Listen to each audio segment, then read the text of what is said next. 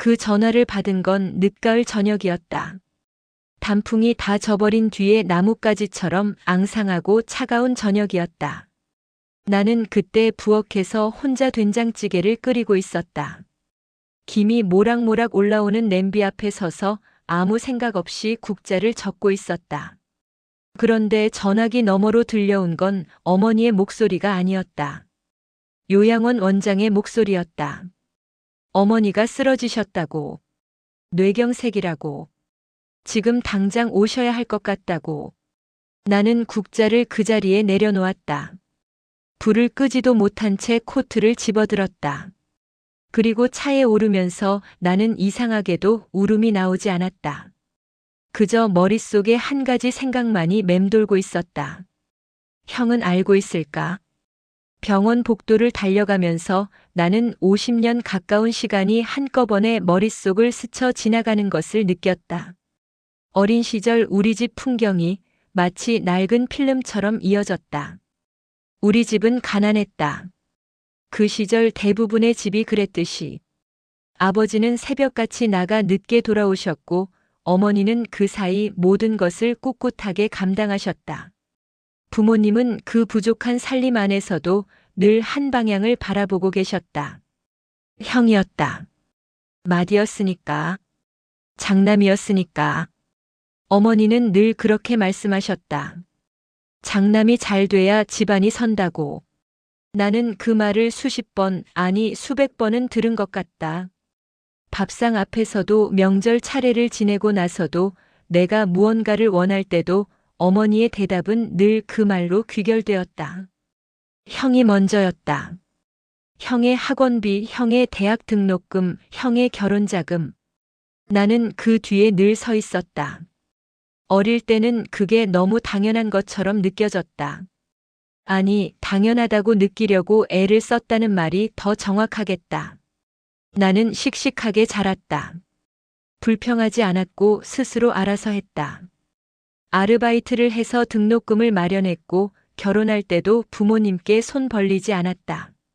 그게 오히려 나를 더 작게 만든다는 것을 그때는 몰랐다. 부모님이 형을 위해 쏟아부은 것들을 나는 지금도 전부 기억하고 있다. 형이 사업을 시작한다고 했을 때 아버지는 퇴직금을 통째로 내어놓으셨다. 아무 말 없이. 어머니는 당신 이름으로 된 작은 땅을 팔았다. 그 땅은 외할머니가 어머니에게 남겨준 것이었다. 어머니가 평생 손대지 않으셨던 그 땅을 형의 사업 자금을 위해 파셨다. 나는 그것을 뒤늦게 알았다. 우연히 서류를 보다가 알게 되었다. 그날 밤 나는 아무 말도 할 수 없었다. 화가 난 것인지 슬픈 것인지 아니면 그냥 공허한 것인지 그 감정을 나는 지금도 정확히 설명할 수 없다. 다만 그날 이후로 무언가가 달라졌다. 내 안에 어떤 기대 같은 것이 소리 없이 꺼졌다. 형의 사업은 결국 실패했다. 3년을 버티다가 문을 닫았다. 부모님이 쏟아부은 돈은 돌아오지 않았다. 그래도 부모님은 형을 원망하지 않으셨다. 어머니는 오히려 형이 얼마나 힘들겠냐고 밥은 잘 먹고 다니냐고 형 걱정만 하셨다. 나는 그 자리에서 조용히 일어나 집으로 돌아오곤 했다. 아내는 눈치를 채고 아무 말도 하지 않았다. 그 침묵이 오히려 고마웠다. 시간이 흘렀다. 부모님이 하나둘 나이가 드셨다. 아버지가 먼저 허리를 다치셨다. 오래 걷지 못하게 되셨고 외출이 어려워지셨다. 형은 그때 서울에 살고 있었다. 거리가 멀었다. 바빴다. 연락이 뜸해졌다. 명절이면 왔지만 그것도 점점 짧아졌다. 하루 이틀 있다가 훌쩍 떠났다. 어머니는 형이 올 때마다 손수상을 차리셨다. 형이 좋아하는 갈비찜, 형이 좋아하는 잡채. 형이 떠나고 나면 어머니는 오래 창문 앞에 서 계셨다. 나는 가까이 살았다. 차로 30분 거리였다. 주말이면 들렀고 아버지 병원 동행도 내가 했다. 장을 봐드리는 것도 보일러가 고장나면 업체를 부르는 것도 전부 내 몫이었다. 아내도 함께 다녔다. 힘들다는 말을 한 번도 한 적이 없었다. 그런데 어머니는 그것을 당연하게 여기셨다. 감사하다는 말보다 형 소식을 물으시는 일이 더 많았다. 형이 요즘 어떻게 지내냐고, 형한테 연락해봤냐고. 나는 그 말을 들을 때마다 속에서 무언가가 조금씩 쓸려나가는 것을 느꼈다. 그래도 아무 말하지 않았다. 해봤자 소용이 없다는 걸 알고 있었으니까. 아버지가 돌아가신 것은 내가 48살이던 해봄이었다. 봄이 막 시작되려던 참이었다. 벚꽃이 피기 며칠 전이었다. 나는 그날도 병원에 있었다. 아버지 곁에서 밤을 샜고 새벽에 아버지의 손을 잡고 있었다. 형은 그날 오지 않았다. 전날 밤 출발한다고 했지만 새벽이 되도록 나타나지 않았다. 아버지는 형이 오지 않은 채로 눈을 감으셨다. 나는 그 자리에서 오래 앉아 있었다. 아버지의 식어가는 손을 잡고. 형은 장례식 날 아침에 도착했다. 늦은 이유는 설명하지 않았다. 어머니는 형을 꼭 끌어안으셨다. 형도 어머니도 한참을 울었다. 나는 그 옆에 서 있었다. 누군가 내 어깨를 두드려 주기를 바랐는지도 모른다. 하지만 아무도 오지 않았다. 장례를 치르고 형은 사흘 만에 서울로 돌아갔다. 그 이후로 어머니 혼자 남으셨다. 나는 더 자주 들렀다. 아내는 어머니 식사를 챙겨드렸고 나는 어머니의 병원 일정을 전부 맡았다. 혈압약, 당뇨약, 무릎 주사. 어머니는 점점 더 많은 약을 드시게 되었고 혼자서 외출하시는 것이 위험해졌다. 형은 1년에 2~3번 왔다. 올 때마다 선물을 사들고 왔다. 어머니는 그 선물을 받으시면서 환하게 웃으셨다. 그 웃음을 나는 오래 기억하고 있다. 내가 주말마다 와도 병원에 함께 가도 어머니는 그런 환한 얼굴을 나에게 보이신 적이 없었다. 그게 서운한 건지 아니면 당연한 건지 나는 그 경계를 알 수 없었다. 그렇게 몇 년이 흘렀다. 어머니의 몸은 점점 나빠지셨다. 혼자 사시는 것이 더 이상 안전하지 않다는 것이 누가 봐도 분명해지는 시간이 왔다. 나는 형과 이야기를 해야 했다. 그 통화가 얼마나 상처였는지 나는 지금도 가끔 생각한다. 형은 바쁘다고 했다. 형수가 몸이 안 좋다고 했다.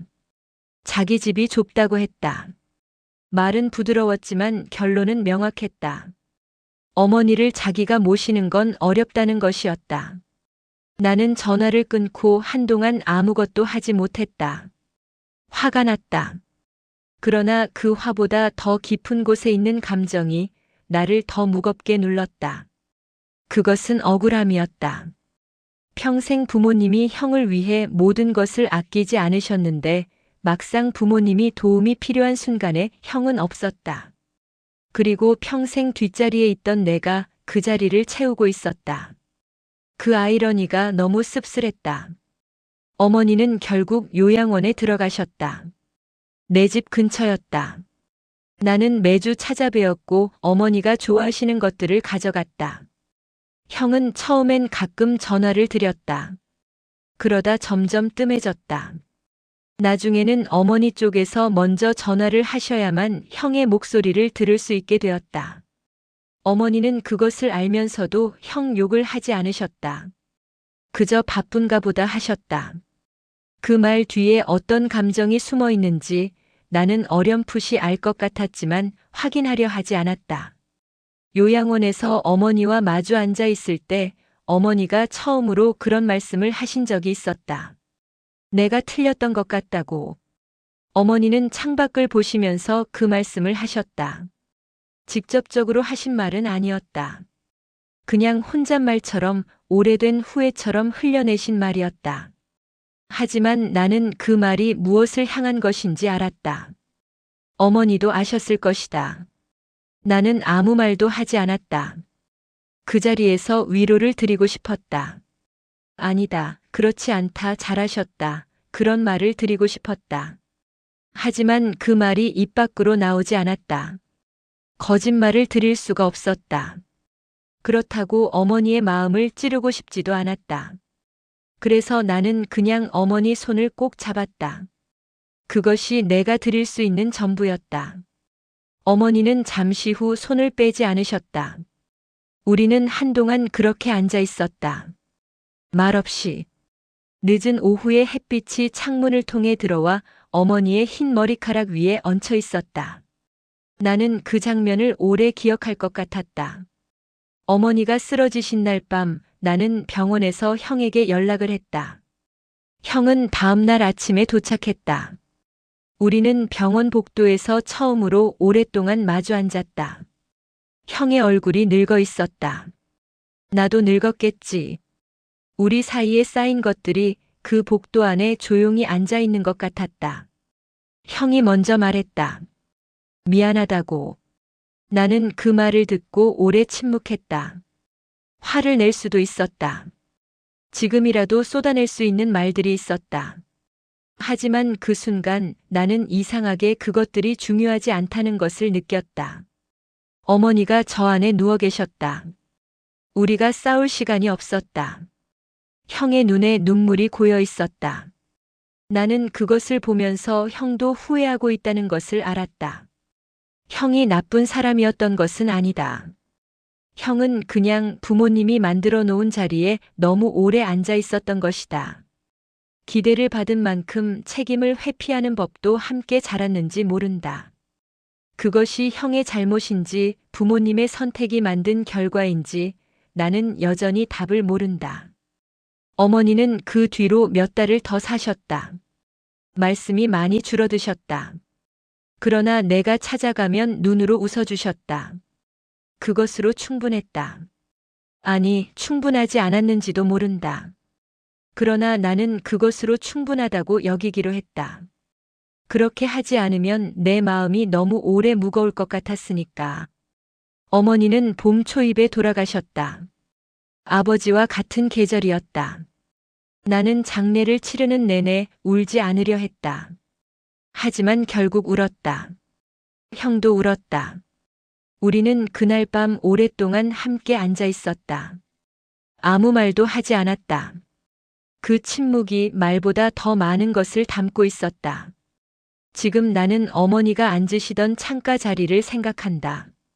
늦은 오후의 햇빛, 흰 머리카락, 창밖의 나무. 그리고 어머니가 흘리듯 하신 그 말. 내가 틀렸던 것 같다고.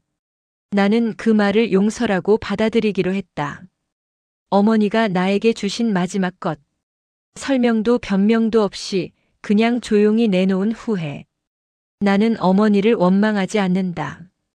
그 시절 그 방식이 사랑이라고 믿으셨으니까. 틀린 사랑이었더라도 사랑이었다는 것은 안다. 그리고 그것으로 나는 살아왔다. 형과 나는 이제 가끔 만난다.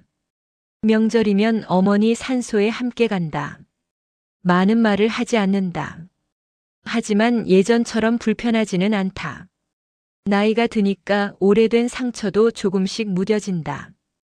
완전히 낫지는 않겠지만 그것도 괜찮다. 인생이 늘 공평하지는 않다는 것을 나는 일찍 배웠다. 그래서 나는 내 자식들에게 다르게 하려고 했다. 첫째라서 더 주는 것도 막내라서 덜 주는 것도 없이. 그것이 내가 부모님께 배운 것이다. 반면교사로. 어머니, 이제는 편히 쉬세요. 나는 괜찮습니다.